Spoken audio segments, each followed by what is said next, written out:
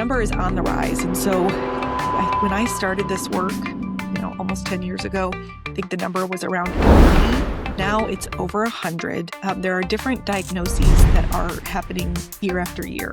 Some even, they change their diagnoses. They'll include some diseases that they used to call one thing now are split into different things. So it's terrifying to know that your body is screaming at you that something's not right, and to see those symptoms play out in all these different areas of my body. To call any diagnosis chronic and progressive, even if the facts point that way, that's not a way that I choose health. They have one thing in common, and they're all women. Why are women so much more likely to develop autoimmune diseases? There are Is something standing between you and your happiness? It was for me. I had to face my depression and the constant negative self-talk. Therapy helped me realize I deserve to be happy. That's why this podcast is called I Choose Health, because I made the choice to heal, and I want to share that with you. As a gift to you, we've partnered with BetterHelp as our sponsor to help you start your own healing journey. We all face moments when life feels overwhelming, whether it's stress, anxiety, or just feeling stuck. Talking to someone can make a real difference. And that's where our sponsor BetterHelp comes in. BetterHelp offers professional online therapy that's convenient, affordable, and entirely on your schedule. You can connect with a licensed therapist by video, phone, or even chat, whatever works best for you. Let our sponsor BetterHelp support you on your journey to better mental health. You can get 10% off your first month by going to betterhelp.com/iChooseHealth. That's betterhelp.com/iChooseHealth for 10% off your first month. Take the first step toward feeling better today. As a teenager, I decided to live better, so I gave up the meat, eggs, and cheddar. At 20 and 30, I wanted more, so I strengthened my mind and my core. Living a life that is healthier and wealthier because I choose health.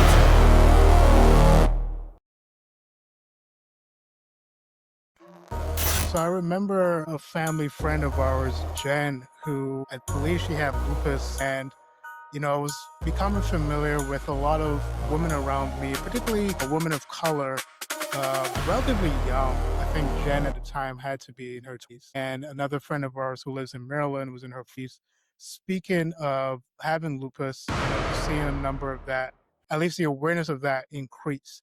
And so when it came to understanding autoimmune diseases, autoimmune diseases was something that, I wasn't very familiar with. I knew that just looking at the etymology of the word itself, it was showing that the specific disease was attacking the immune system. And so that was just my extent or understanding of it to that point. So of course, I'm still not an expert in autoimmune diseases, but we definitely have someone with us who's a board certified wellness coach and then a PharmD as well. And I want to welcome to the show Amy Behimer. So Amy Behimer, welcome to the I Choose Health podcast. Yes, thank you so much for inviting me on. And, again, hopefully helping all of us understand autoimmune disease a little bit better. So Amy, I was on your site and you explained how you are yourself dealing with multiple autoimmune diseases as well as dealing with MS. Can you walk us through what it was like that first day of having to deal with the reality of all of these ailments, or the first one to kind of take up residence? Like, just explain to us what that was like, processing that, and what your response was. Sure. And, for anybody listening, whether you have an autoimmune disease or not, whether you have one, whether you have three, this episode will be for you, because the one thing that we know about autoimmunity is that it's on the rise. And there's a lot of different theories as to why that is. But for me, my first diagnosis, I was 17 and I started seeing white patches on my skin, which is an autoimmune disease called vitiligo. People know it as the disease that Michael Jackson had, and one of the reasons that he started dyeing his skin to mask it. But with the first diagnosis, it was kind of like, oh, okay, that's interesting. But it wasn't until my second diagnosis, I had already been through pharmacy school. So I knew a thing or two about the human body and about these different diseases. And the second one was in my thyroid, so Graves' disease. That's when the worry started to creep in of, okay, I know they cluster, because that's one thing that's very true. If you have one, chances of you having a second or third one is higher. And I started to feel this kind of doom of what else is coming. And a Right. few years later, I was diagnosed with multiple sclerosis, which is also an autoimmune disease. And so it was that diagnosis that really caused me to pause, take a look at my life, not that anybody would say, wow, she's living an unhealthy life, but really ask myself, what could I be doing different to help prevent another diagnosis? Because it's terrifying to know that your body is screaming at you that something's not right, and to see those symptoms play out in all these different areas of my body. Yeah. Wow. You know, for someone hearing the term for the first time, what actually goes wrong in the body during an autoimmune disease? So the commonality is that we have our immune system, and our immune system is there to protect us. It's there to fight off foreign invaders. It's there to help us with things like inflammation. And what happens when we have autoimmune disease is that it goes awry, and our immune system starts to think that the tissues that are native to us, our own tissues and organs, it thinks that they are invaders. So they start to act on them or attack them in ways that cause dysfunction down the line.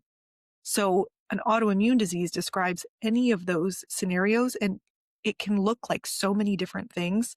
Like you mentioned, lupus, MS, vitiligo, thyroid.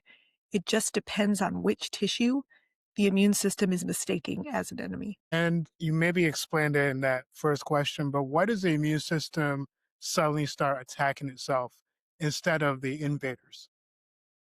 It's a good question. And, there is a piece of it that is related to our genetic makeup.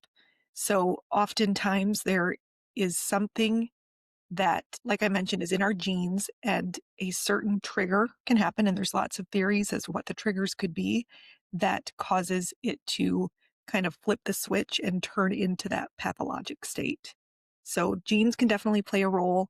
One of the most common triggers is stress or stress-related events. And what's stressful for one person may be more stressful, may not be the same as what's stressful for another person. So it's can be unpredictable, because if your body senses that something is stressful, that's often when we see, these diagnoses come to light and, lead to getting a diagnosis. I think I found it interesting hearing you say that genetics and stress can play a part. To what extent could also diet play a part in this as well? So that kind of brings up a good question of, I mentioned the genetic piece of it. So depending on the disease, depending on which, research you're looking at, that piece of the puzzle that we cannot control. So the genes that we have, that's anywhere from 10 to 30% estimated of the contributing causes. The other 70 to 90% is in our environment, our habits, our lifestyle. And so food is one piece of that. It could be how we move our body. It could be how we think and feel. It can be relationships. It can be challenges, like you said, food, movement, all these things that make up our environment. It could be toxins. It could be infections. The thing that is helpful to divide it out amongst, what is the part we can't control and what is the part we can control, is that when we look at, what we'll probably spend a majority of time talking about today, where are we going to put our attention when we're choosing health? I choose health. And Right. so do we want to focus on the 10 to 30% of the part we can't control? No, because that's frustrating and won't get us very far. But when we look at this menu of things that are under some level of our influence and under our control that can impact our future outcome, that's where empowerment comes in. And that's where choice starts to add up day in and day out. So, people hear autoimmune and think it's one disease. How many are there really? The number is on the rise. And so when I started this work, almost 10 years ago, I think the number was around 80. Now it's over 100. There are different diagnoses that are happening year after year. Some even, they change their diagnoses. They'll include some diseases that they used to call one thing now are split into different things. So that number is a moving target, but there are quite a few. And again, they all have this commonality of the immune system is, not regulating itself in the way that it should be. So could you explain why so many autoimmune conditions go undiagnosed or misdiagnosed for years? Does it have anything to do with the fact that autoimmune diseases are still being discovered? Like, why is it that, they're so undiagnosed or misdiagnosed for years? Well, it can be hard to diagnose because the symptoms when they start can be very vague.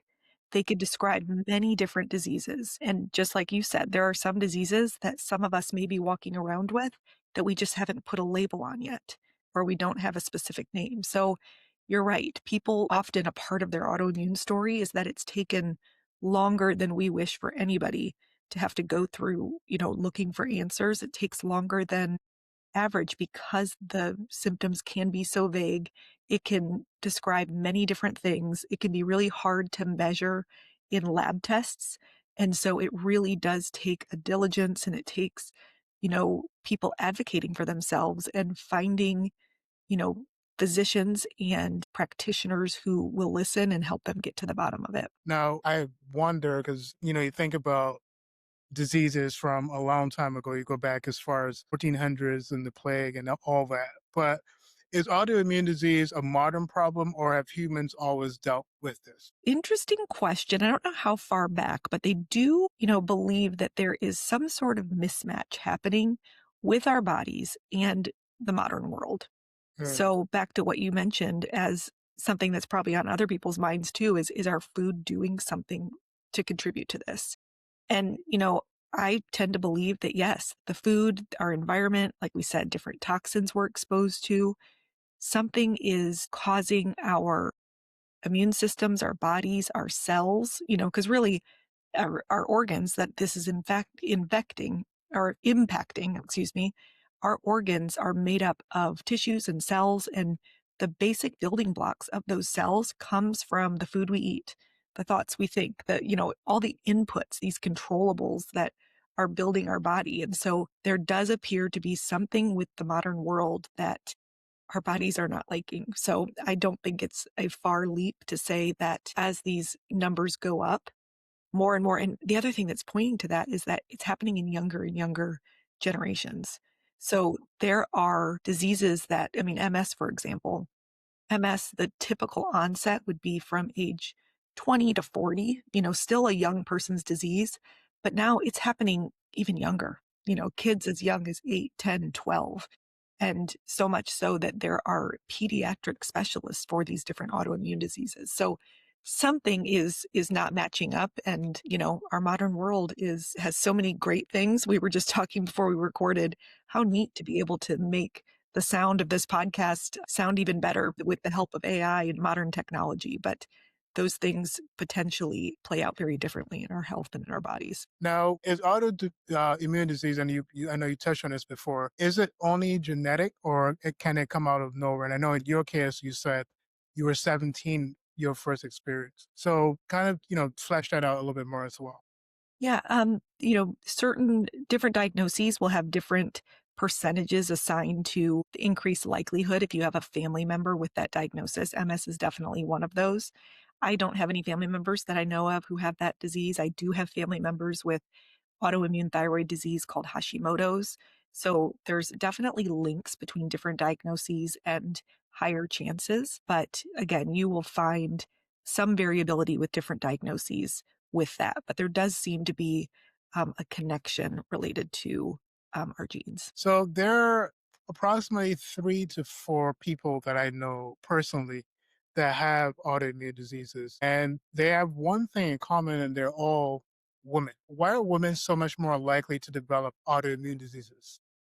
There's a psychologist and an author and just a really well-known leader in this field. His name is Gabor Mate, if I'm saying his name correctly. And he is such a beautiful, I just love the way he describes this. And he talks about, some of the characteristics that we as women have in terms of, how we carry the weight of families and generations and the weight of the world in some different ways. So that is potentially tied back to what our body is perceiving as a stress, as a heavy event. And so that makes the most sense to me in terms of hearing him describe it. And it's interesting you say that because so many people, I been a pharmacist for almost 20 years and, about 6 years ago decided to go back to school to learn more about functional medicine, to learn more about coaching and helping people who want to change some of these controllables, these lifestyle inputs that we can control.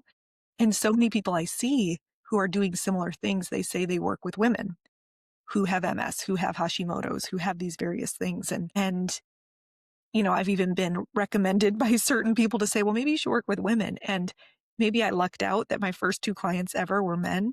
But, women do get the spotlight, but men do get these diagnoses as well. And, to have a place that, to be able to recognize that men and women both do get it. But yes, you're right. Women does seem to be a higher percentage, especially for some diagnoses. Now, is it possible for autoimmune diseases to go into remission, or is it always progressive?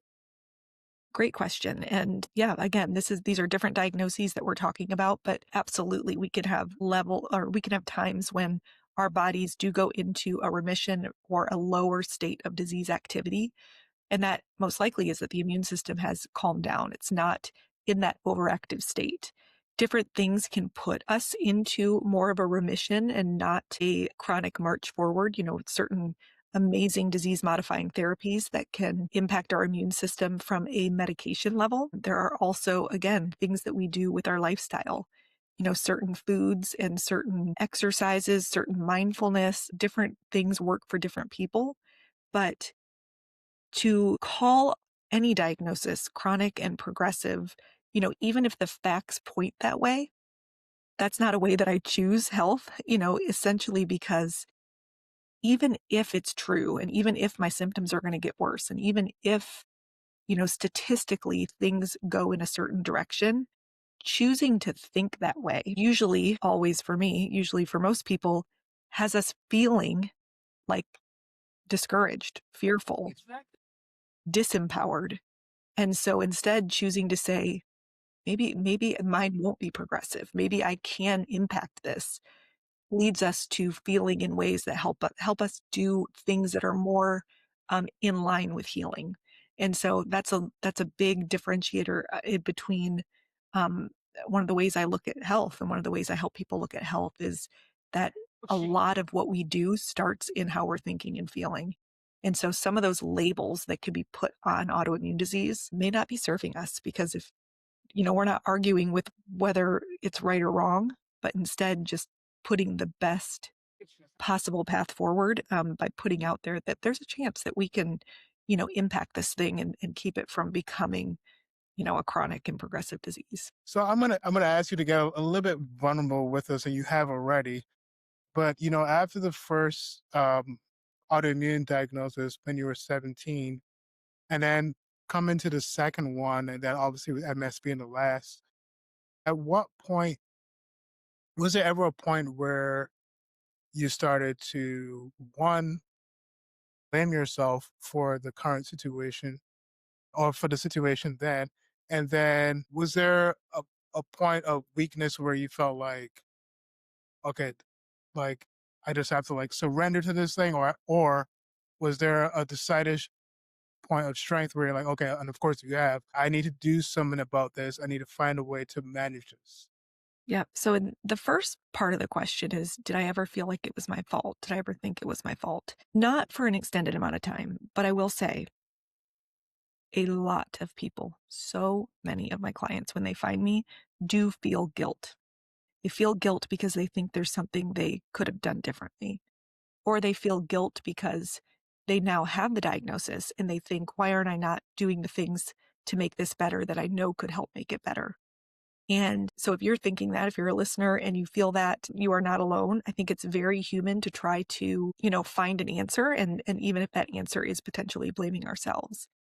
Very early on, back to looking at what thoughts served me, very early on, deciding to choose to think that it was always meant to happen this way. This was always going to happen. Now, what am I going to do next?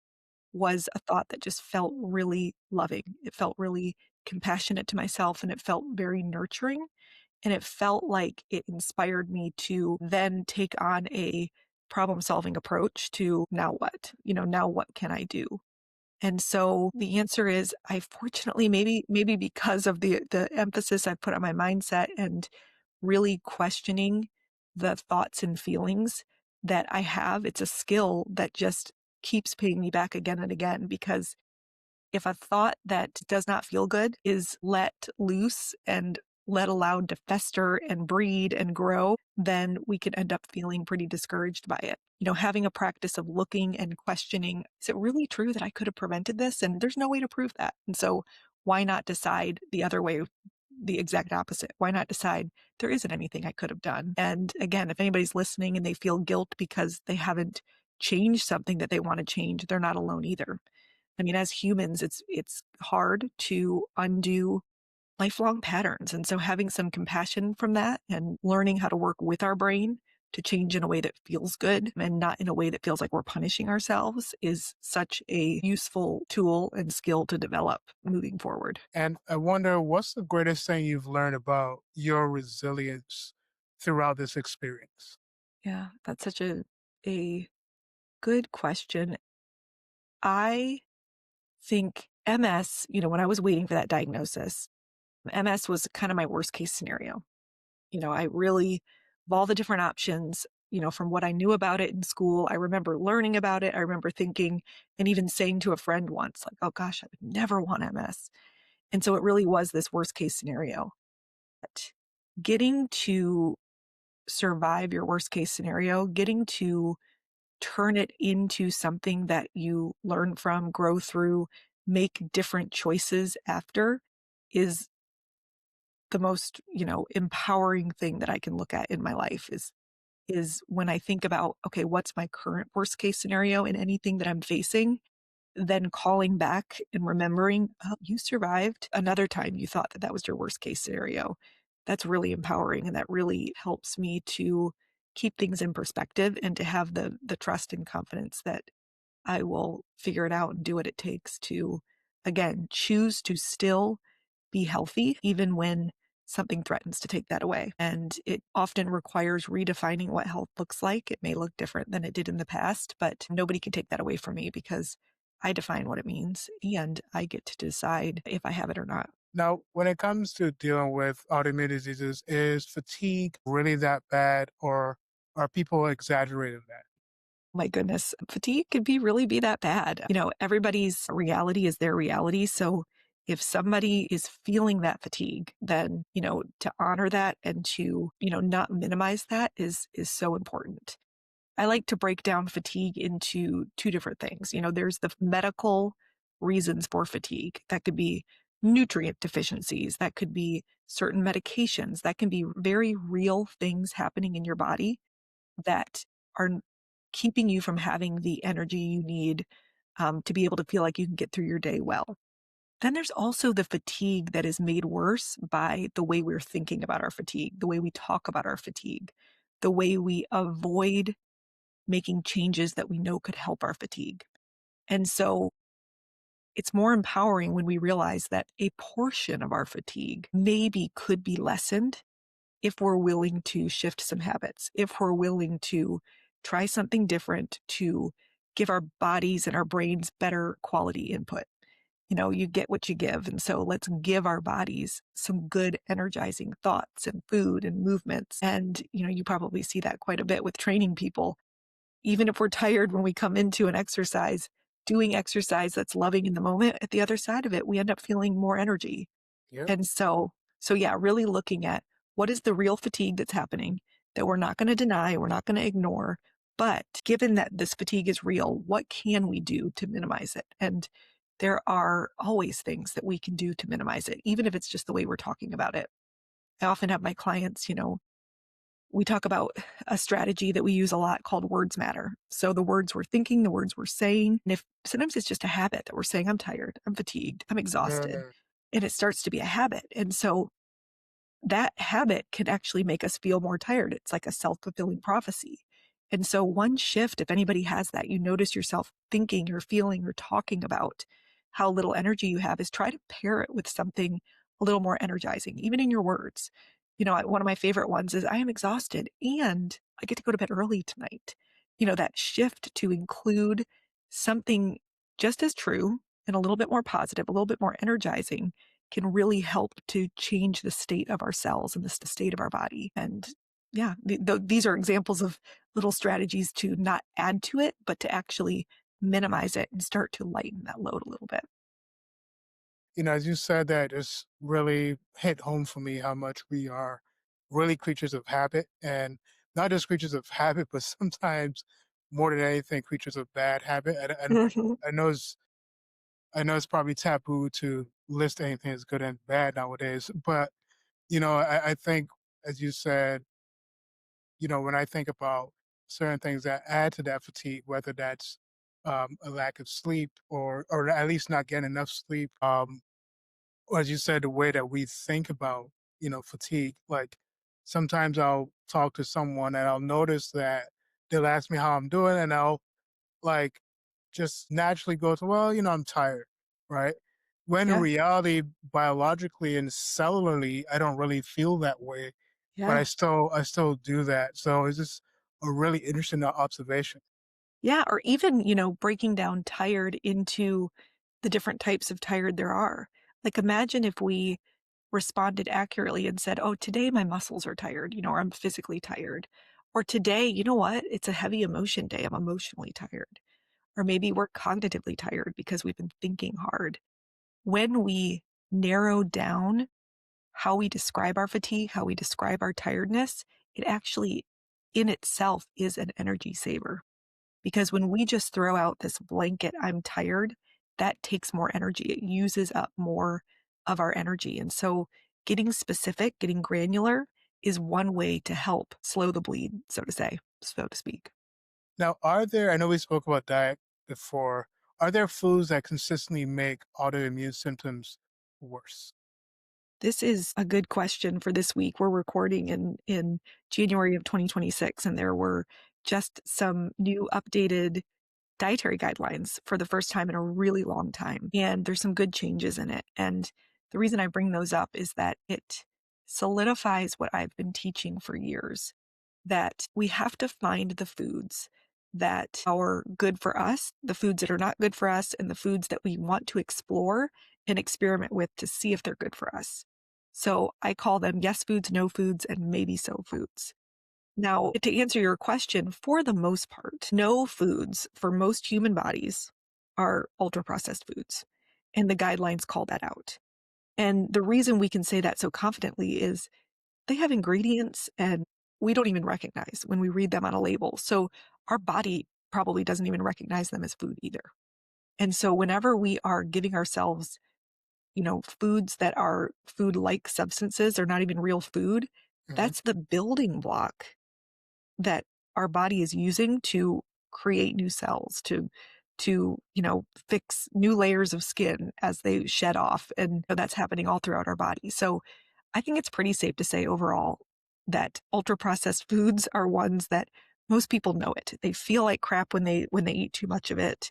Of course they crave it because that's what it's designed to do, but that doesn't mean that it can never enter our bodies, but limiting that as much as possible can really go a long way. Now, what's your take? Because, there's various diets that people follow. I myself follow a vegan diet. Mm-hmm. I've been vegan for almost 20 years now. But what's your take on gluten, dairy, and sugar for autoimmune patients? Yep, and I'm with you. I've danced around the diet areas, really trying to find what works for me. So I had a couple years where I was a vegan, some years as a vegetarian, some more in paleo, and ultimately I now follow the Amy protocol. And you're listening to that and you're like, what in the world does that mean? Well, what that means for me is it is food that helps me feel good. So I use the science, I use what I know about the science to start my experiment. And then I take notice. What's happening in my body? What's happening with my energy? What's happening with my symptoms, my lab tests? and really finding a protocol of food, not just what I eat, what we eat, but when do we eat? How do we eat? Who do we eat with? What do we, what do we, who do we share food with? All these different pieces that make up the emotional piece of food, and finding a protocol that you feel really, really good about and one that you can follow. So for me, what that looks like is I kind of call it, things to decrease inflammation. So I choose not to eat gluten. There is data about, how gluten affects people with autoimmune disease, specifically through some mechanisms that are happening in the gut lining, and the fact that gluten can sometimes break down the integrity of our intestinal lining, and it causes some things to make it through our GI tract that then looks like triggers for our immune system. So again, you will find different experts who argue the validity of that science, but at the end of the day, someone needs to try it and see how they feel. There's enough science out there and enough case reports to say, wow, this is really worth it for me to see if I feel different or if my symptoms get better. Same thing with dairy. I choose not to eat dairy. A lot of people don't tolerate dairy in different ways. It's an experiment that people need to run. The other thing with sugar for the most part, too much of it, and the poison's in the dose. So too much of it for most people, we see some effects that aren't great. Can you make a distinction with the sugar? Because what I hear a lot nowadays is, people saying things like, well, be careful with fruit because fruit has sugar. Yeah. And when you speak about sugar in the context of autoimmune disease and maybe just health overall, are you looking more so at refined sugars or the sugars that we use a lot in the processed foods, or are you looking at sugar on a whole? Yeah. I mean, it kind of comes back to that ultra processed food. If we were eating less ultra processed food, we'd be eating a whole lot less gluten. We'd be eating a whole lot less sugar. And so again, I choose, if it's a natural whole food, I choose to eat it. I think that yes, there's sugar in fruit and there's sugar in sweet potatoes, but it's packaged up with a whole lot of goodness that also comes with it: the fiber, the micronutrients, the macronutrients. And that's just an experiment that has played out well time and time again. And most of my clients, most of the people I work with, they feel the same. Now, if someone notices that they're eating 10 servings of fruit because they just can't get enough, then, it may be worth looking at and saying, why do I feel like I need so much fruit? Or, am I using this to replace something else? But for the most part, eat real food. I mean, real food is packaged with so many other things. A lot of artificial sweeteners come in when people try to limit sugar, and the word artificial is in the name. It's artificial. Our bodies don't quite know what to do with that. And so they can wreak havoc in all sorts of ways. So, I think it's, wise to experiment with yourself and say, how much sugar do I feel okay with? And how much better could I feel if I tried to get rid of some of these things? And I wonder also, is there a difference between, a good, healthy exercise and autoimmune friendly exercise?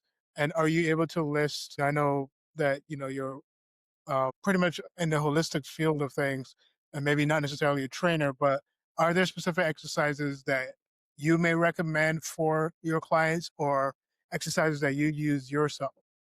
The movement that you will do, the movement that feels good, is the movement that I always recommend people go with. There's always going to be a safety component. So as with anything, making sure that you're safe from a balance or a injury standpoint, but getting bogged down with finding the perfect workout keeps us from moving our body. So start with what feels good. In my mind, I'm always thinking, okay, how can I stretch and how can I think about my flexibility? How can I look at my strength? How can I look at my endurance? And how can I look at my balance? Those are like the 4 pillars that I think make up a really well-rounded routine. And those can overlap too. You can have things that work on flexibility and balance, but getting a piece of those each week can help us as we fight this diagnosis that we all have, which is aging. An aging body. We want to keep moving. We want to stay limber. And yeah, a body in motion stays in motion time and time again. So I work with people with some pretty severe limitations in their mobility or in movement, but we are the same. We all benefit from moving our breath, moving any extremity we can, working the muscles of our core, working things, getting creative when certain movements that maybe you once loved are no longer available because of a diagnosis or because of aging. That doesn't mean that we stop and throw in the towel. That just means we get really creative to how do we get that blood pumping? How do we build strength in a way that we still are able to? And that just takes a willingness to find other ways. And speak to us about your podcast, which is the Autoimmune Health Secrets. Just to us about how that has helped you, not just helped you in your perspective on autoimmune diseases, and then how it's helped, listeners and your patients as well. Yes, I love talking about the podcast because we realize, like you mentioned, like hearing about habits. Okay, that struck home. Healthier habits leading to a healthier life is not a secret. Like if any of us probably have 4, 5, 6, 7, 8, 9, 10 habits that we know if we could just make or break this habit, we would feel better and we would be healthier. So that is not the secret.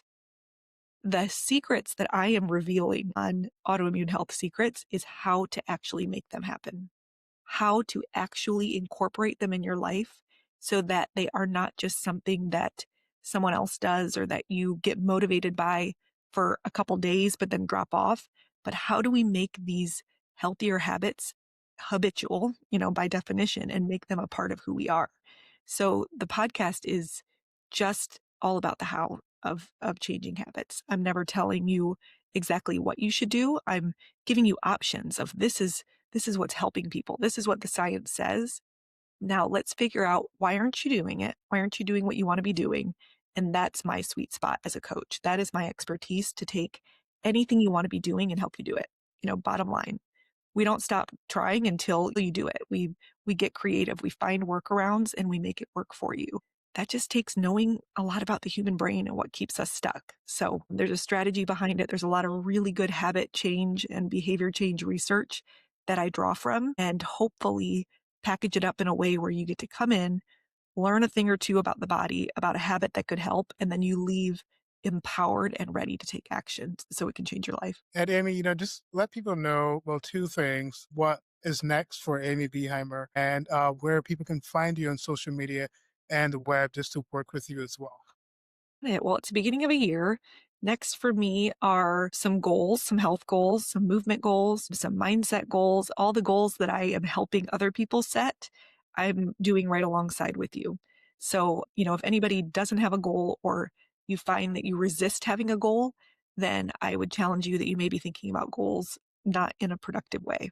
Having something to work towards and having, approach that helps you put it into action today is everything. It changes how we feel and it changes how we function. So what's next for me is personally continuing to choose health, continually, working with my body to live a really good life. And at the same time, I want to help other people do the same thing. So I have a coaching program. It's called Club Habit Hub. So it combines coaching, personalized coaching, community, a really nurturing community, and curriculum. So we can learn some things, we're going to put them into action. And yeah, that's the best place to hang out and do this work together.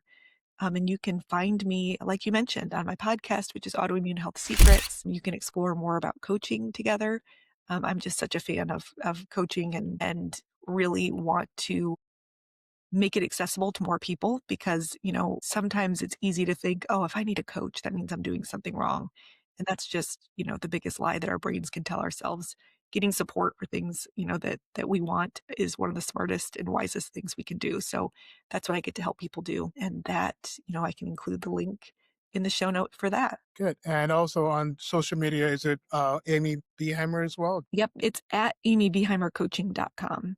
And that's on Instagram. And, we can include it in the show notes, or on Instagram, you'll see I created a quiz that actually helps you identify the first habit, that if you want to make a change, to feel better, to function better, it helps you identify what that habit could be that could really move the needle for you, that could really give you the biggest bang for the buck. So that quiz is available, and a really good starting place if anything we talked about, you're like, I'm interested in that, autoimmune disease or not. Amy, thank you so much for joining us on this podcast. Thank you for being vulnerable with us. Thank you for sharing your expertise with us. This is really, for me, this is really part one, because I probably do have a lot more questions to go through with you.